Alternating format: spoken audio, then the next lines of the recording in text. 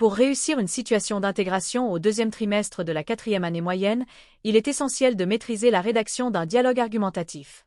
Ce type d'exercice vous demande de défendre une opinion thèse à travers un échange entre deux personnages, généralement sur des thèmes comme le racisme, la solidarité ou la tolérance.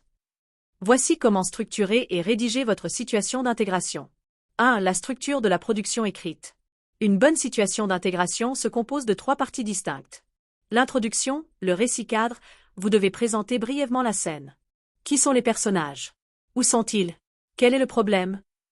Par exemple, en sortant de l'école, j'ai vu un de mes camarades se moquer d'un nouvel élève à cause de son accent.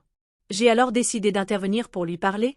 Le corps du texte, le dialogue, c'est ici que vous insérez les arguments. Vous devez utiliser des tirets pour chaque changement de personne et des verbes de parole. Et la conclusion.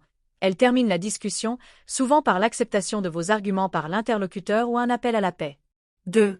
Les éléments techniques à intégrer. Pour obtenir une note maximale, les sources recommandent d'inclure des outils grammaticaux spécifiques. La ponctuation du dialogue, utilisez les 2 points, émoticônes, sourire et les guillemets pour ouvrir le dialogue, puis des tirets. Pour les répliques suivantes, les verbes de parole, ne vous contentez pas de dire. Utilisez des verbes précis comme interroger, répondre, s'exclamer, expliquer ou conseiller. L'expression du but, intégrer une phrase exprimant une visée. Par exemple, je te dis cela pour que tu comprennes l'importance du respect, en utilisant le mode subjonctif après pour que.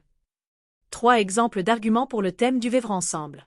Lors du dialogue, vous devez proposer des arguments solides introduits par des connecteurs logiques, d'abord, ensuite, enfin. L'acceptation. Nous devons accepter les différences des autres car elles sont une richesse pour notre société. Et la fraternité. Nous sommes tous égaux et la couleur de peau ou l'origine ne doit pas nous diviser. Le respect et la tolérance sont les bases d'un environnement scolaire sain et paisible. 4. Conseils méthodologiques. Il est fortement déconseillé d'apprendre des paragraphes par cœur.